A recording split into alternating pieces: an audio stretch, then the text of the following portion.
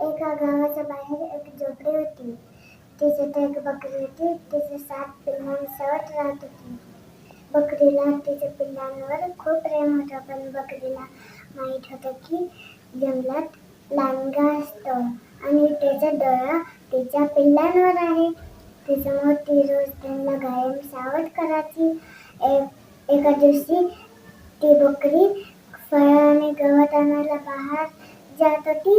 मग तिनं मुलांना बोलवलं आणि म्हणाली, हे बघा मुलांनो, मी बाहेर चालली आहे. तुम्ही सगळे घरीच थांबा आणि दार लेट लावून घ्या आणि अनोळखी कोणालाही दार उघडू नका. कळलं? हो कळलं आई, आम्हाला समजलं. मग छोटं पिल्लू म्हणालं, पण मला कसं माहित होईल की तू आली आहे? मग बकरी म्हणली, मी हे गाणं म्हणेन. दार उघडा बाळांनो, तुमची आई आली. तुमच्यासाठी छान खाऊ घेऊन आली. तुमच्यासाठी छान खाऊ घेऊन आली. मग बकरी गेली आणि लांडगा सगळं गपचूप बसून ऐकत होता. मग तो म्हणला, वा वा वा वा वा, आज तर माझी मेचवालीच आहे. मग तो दरवाजाच्या जवळ गेला आणि त्याचा बसाव्या आवाजात गाणं म्हणायला लागला. दार उघडा बाळांनो, तुमची आई आली. तुमच्यासाठी छान खाऊ घेऊन आली. मग छोटं पिल्लू म्हणालं की तू आमची आई नाहीयेस. आमच्या आईचा आवाज तर खूपच गोड आहे आणि तुझा आवाज तर बेडकासारखा आहे. तू आमची आई नाहीयेस. मग लांडगा जंगलातून मध खाऊन आला. त्याला वाटलं त्याचा पण आवाज मध खाण्यामुळे गोड होईल.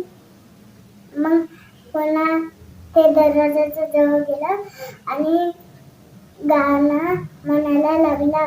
मग छोटे पिल्लू दरवाजाच्या जवळ गेला आणि हद्दीतून डगावून पाहावं लागलं. मग त्याला काळे पाय दिसले. मग तो म्हणाला, हे आमची आई नाहीये. आपल्या आईचे पाय तर गोरे आहेत आणि हे पाय तर काळे कुठे. हे आपली आई नाही, नका उघडू दार. मग छोटं पिल्लू दरवाजाच्या जवळ गेलं आणि म्हणालं, तू आमची आई नाहीयेस. आमच्या आईचे पाय तर गोरे आहेत आणि तुझे पाय तर काळे आहेत. तू आमची आई नाहीयेस. मग लांडगा गिन्नीत गेला. दुपारची वेळ होती. गिन्नीवाला आरामात झोपला होता. लांडगाने हळद पिठात आपले पाय बुडवले. मग त्याचे पाय बकरीसारखेच पांढरे झाले होते. मग तो म्हणाला, हा आता बघतोस कसे दार उघडत नाही ते. मग तो दरवाजाच्या जवळ गेला आणि पुन्हा गाणं म्हणायला लागला. दार उघडलं. मग काय झालं? लांडगा जोरात ओरडला, माझ्या बाळांनो, मी तुमची आई, पण मी तुम्हाला खाऊ द्यायला नाही, तुम्हालाच खायला आलोय. मग लांडगा घरात आला. त्याला बघून बकरीची पिल्लं खूप घाबरली. ओरडाओरडी सुरू झाली. पिल्लं इकडं तिकडं डाळायला लागले. लांडग्यापासून लपू लागले. मग लांडग्याने सगळ्यांना एक एक करून पकडलं आणि एकात गोणी टाकलं. मग छोटं पिल्लू चुलीत जाऊन लपलं होतं. लांडग्याचं त्याच्याकडे लक्ष गेलं नाही आणि ते वाचलं.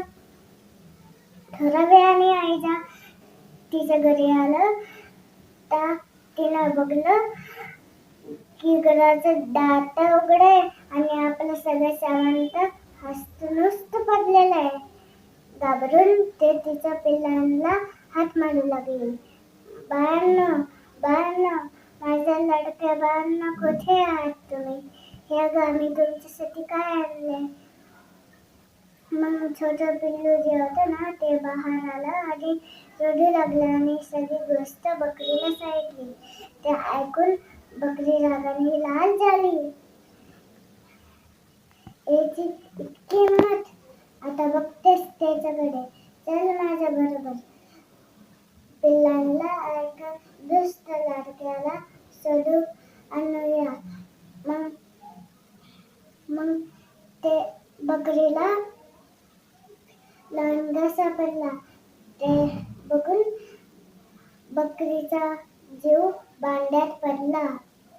ती हसते गोणीकडे गेली आणि ते गोणी उघडलं. सगळी पिल्लं आईला बघून खुश झाली.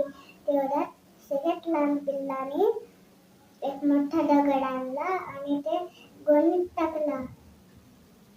त्याचं बघून बाकीच्या पण पिल्लांनी तसं करायला लागलं. थोड्या वेळाने लांडगा जागा झाला. मग तो म्हणला, अरे बापरे, खूपच उशीर झाला, आता घरी जातो आणि कवळ्या पिल्लांना खातो. मग तो म्हणला, अरे कितकं जड आहे पोट, खूप सारी पिल्लं, आता तर माझी मीच वालीच आहे, मी पोटभर जेवणार. मग रस्त्यात पाणी होतं, त्याचा पाय घसरला आणि तो पाण्यात जाऊन पडला. गोष्ट संपली. तात्पर्य: दुसऱ्याचं शेवट नेहमी